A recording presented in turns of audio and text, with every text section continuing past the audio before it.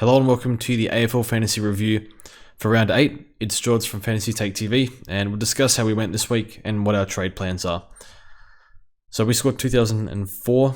I think it's about 350 less than what we scored last week, so a bit of a down week. Mostly the forward line was atrocious, and our overall rank is still at around 4.4k, so stuck in this range for 2 weeks now. Hopefully we can get some bounce back from our forward line, but so here we go. So defense has been pretty rock solid all year. We're still holding George Hewitt. We've used O'Driscoll to cover for him, so I'm okay with using O'Driscoll.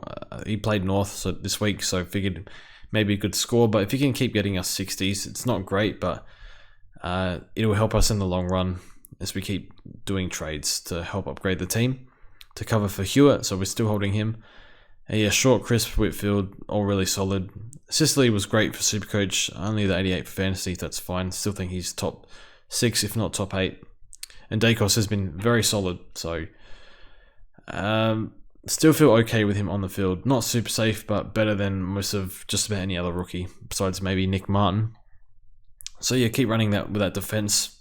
I think we've had that defense since about round 2, and we'll just keep running it until the buys. So the midfield, Bailey Smith's been disappointing. I think Frico tweeted his forward mid-split was 40 and 60, more towards forward.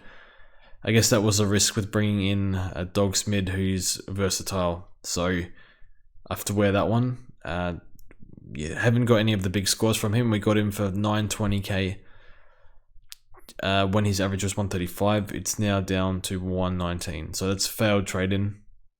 Paid up for that. Hopefully he can get more mid-time and score well, but time and ground is still up, which is good. And Neil, I thought he would kill West Coast, but I think 113 captain, I guess it's okay. Took was tagged for a bit, so 92, not great, but he's looking like the old Took, which is good. And Paddy Cripps, maybe we should start captaining him now. Yeah, probably. Brought in Clary this week. Our trades were Jack Carroll in for Rochelle, so Carroll made, I don't know, 50k, whatever it was, and then went Horn Francis all the way up to Clayton Oliver. I really wanted Clayton Oliver with their run, just love watching him play, and should be top 8 thereabouts. So I brought in Clary. Yeah, he was fantastic.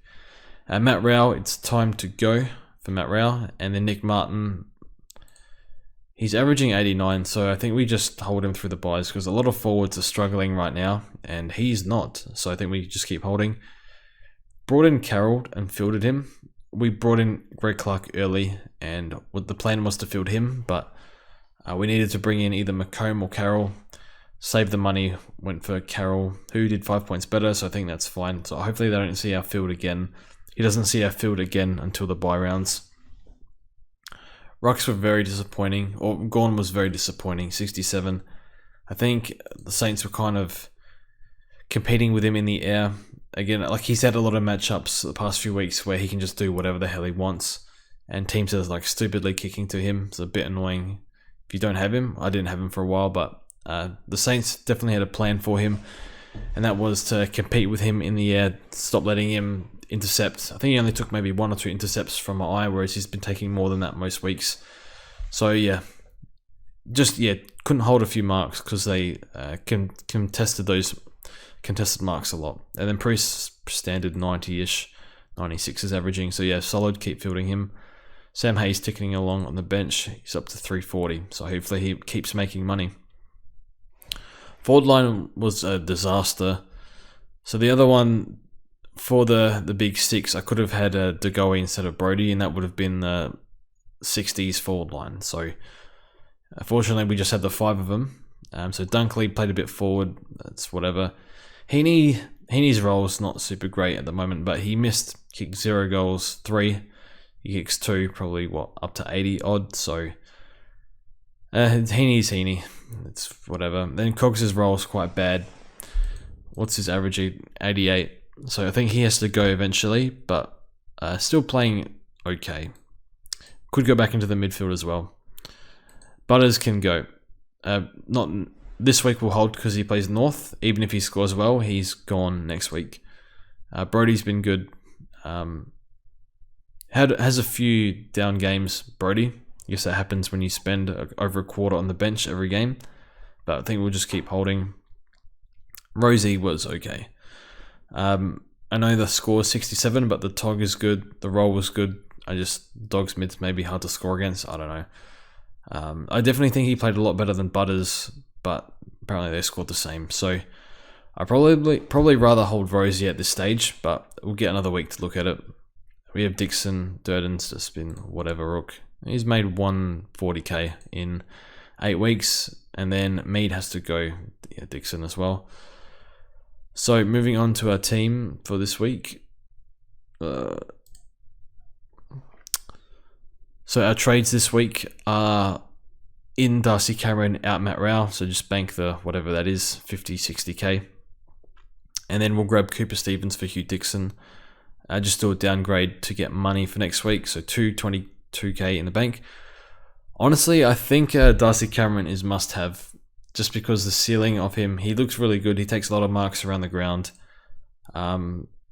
Probably been dying for this opportunity for solo ruck for years now, and he's never really got it. So probably wants to take the opportunity with both hands. With being behind Grundy, it's not a whole lot he can do, but he's a number 1 ruck. Begg's time on ground was quite low. I think he's must-have. So 530k. Good job if you got him last week. I wanted to see one more. But yeah, he looks great, and I would definitely be getting him in this week. Last mid pricer we brought in was Connor Rosie. A bit of a miss, I think. He's given us probably 70 average or something, so hopefully he can bounce back this week against North. And then another trade, I'm trying to decide which rookie to bring in. I think Geelong, Chris Scott said some good things about Cooper Stevens, so maybe they'll keep playing him. So yeah, 210k. Decent inside mid-roll. Probably better for Supercoach than AFL Fantasy, but I think he can probably make, I don't know, 200k maybe. So yeah, 2 years in the system. This is 30 in the system, high pick. See if he holds with Joel Seward, but I think they'll keep playing him. Could be sub at some point, but yeah, we'll grab him. And that's how we'll line up this week. Hopefully Hewitt's back, otherwise we'll field O'Driscoll again. So I think no bleeding on field, which is good. I'm very happy fielding everyone here. Maybe except Butters, a little bit of trust lost in a lot of these forwards, I guess. But next week we'll probably look at, I don't know, Mead down. Maybe hopefully grab like 90k there. Maybe to Buku. And that'll give us, say, 300k. And we can go Butters up. Butters is 630k. Maybe we can go Butters up to a midfielder or grab Jordan Dawson in defence, who played, I think, about 50% on a wing, 50% halfback. So his role's improved a bit. It's a bit of upside with a better role. So that's it from me. Thanks for watching, and we'll see you guys soon.